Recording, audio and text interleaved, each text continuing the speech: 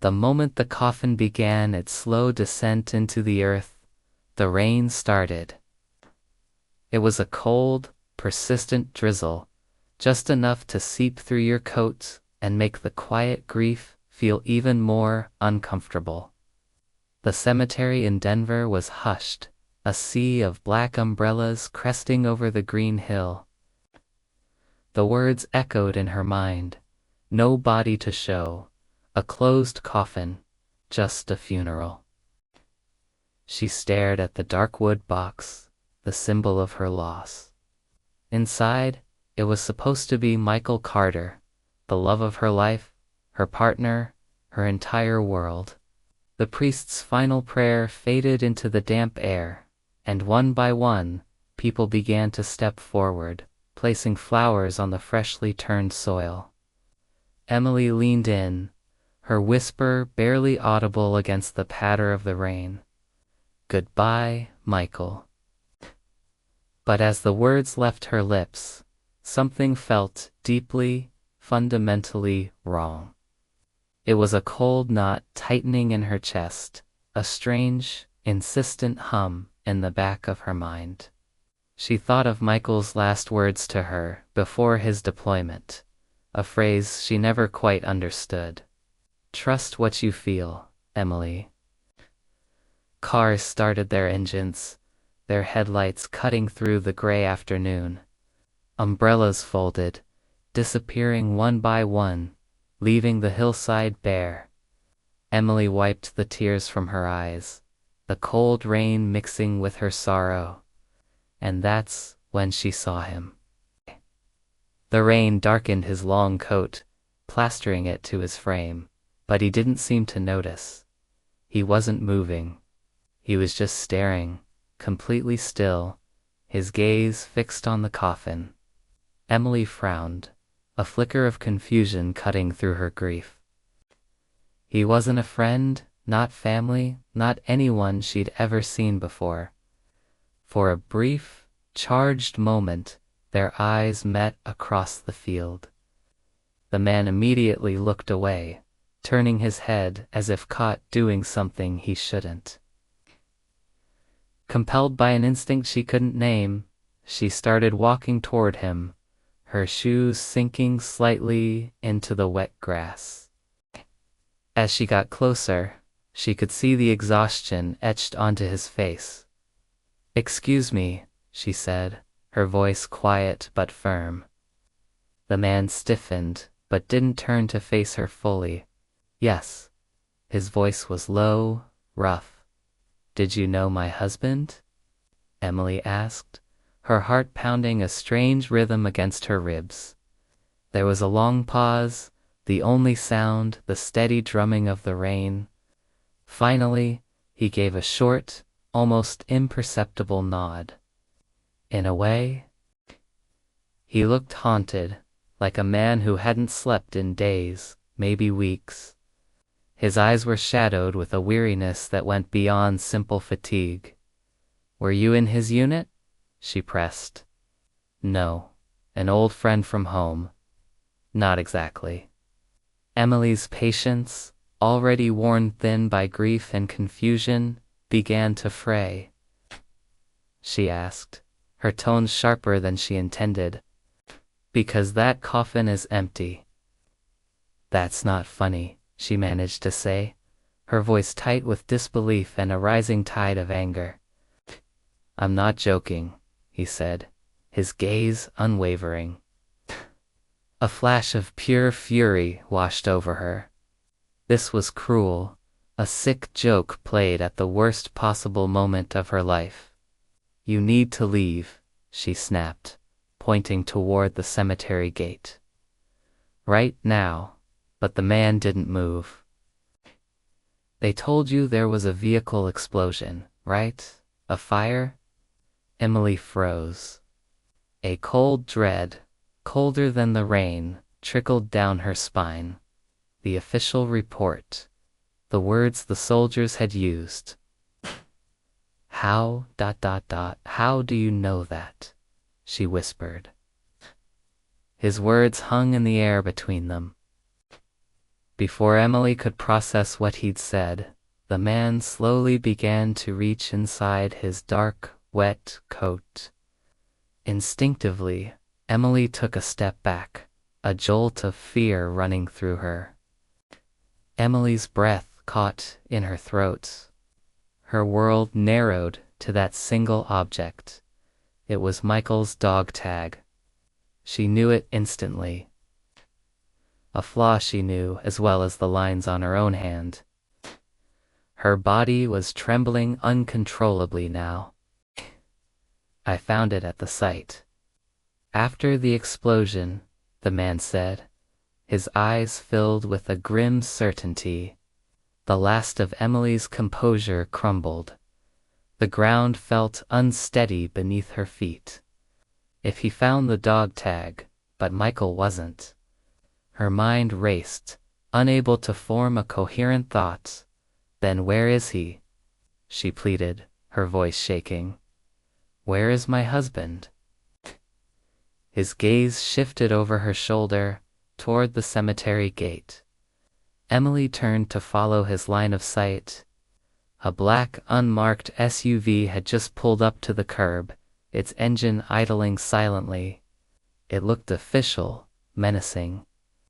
Two men in dark suits got out and stood by the vehicle, watching them. The stranger's attention snapped back to Emily. He leaned in close, his voice tense.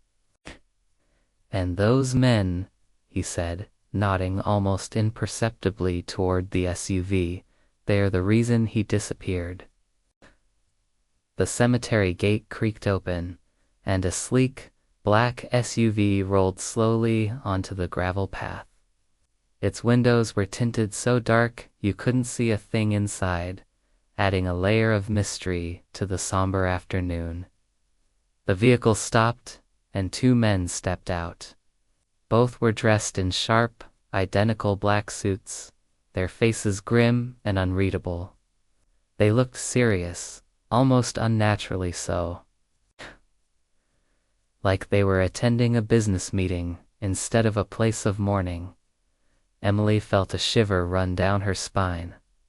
It wasn't just the chill in the air. It was a sudden, creeping sense of unease. Who are they? She whispered, barely moving her lips, her voice a hushed breath directed at the stranger standing a few feet away. He had been there when she arrived, a quiet presence near an old oak tree.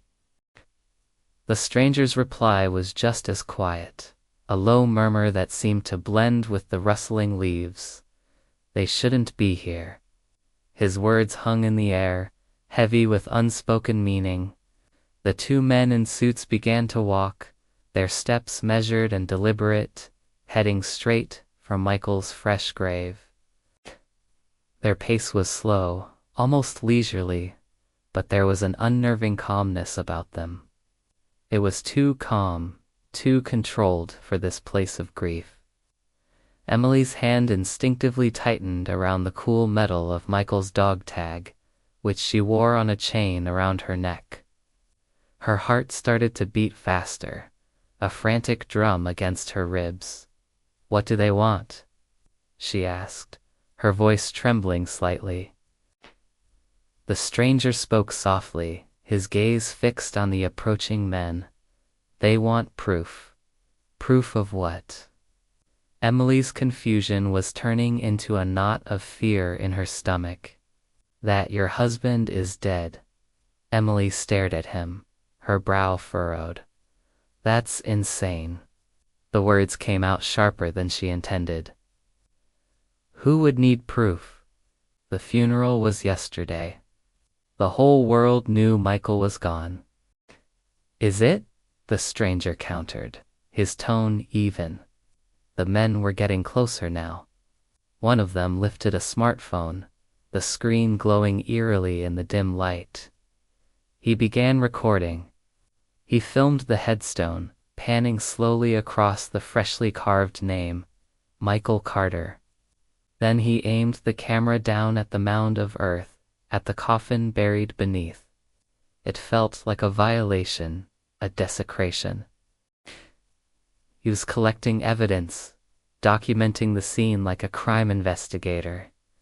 The stranger beside Emily shifted, moving slightly to put the trunk of the large oak tree between himself and the men. "Listen carefully," he said, his voice urgent but low. "My name is Daniel Reeves. I worked with your husband." Emily's eyes widened in shock. She turned to face him fully. "You told me you didn't know him." "When I got here, I asked you. You said you were just visiting a relative." "I had to lie," Daniel said, his eyes darting towards the men, who were still preoccupied with their grim recording. "Why?" The question was a desperate plea for an explanation, for something to make sense in this surreal nightmare. Daniel's gaze was intense.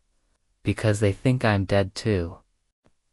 Emily froze, the world tilting on its axis. "What?" she breathed, the sound barely audible. "I was in the same explosion," he exclaimed, his words hitting her like physical blows. The explosion that had supposedly taken Michael's life. Emily's voice shook, each word a struggle. "Then how, how are you alive?" Daniel spoke slowly, deliberately, as if trying to cushion the impact of his next words. "Because the explosion wasn't real." A wave of dizziness washed over Emily. She gripped the cold bark of the tree to steady herself. "What are you talking about?" "It was staged," he said, the words cutting through the fog in her mind. "All of it. For a secret operation." Emily's gaze flew back to the grave, to the plot of land she had just consecrated with her tears.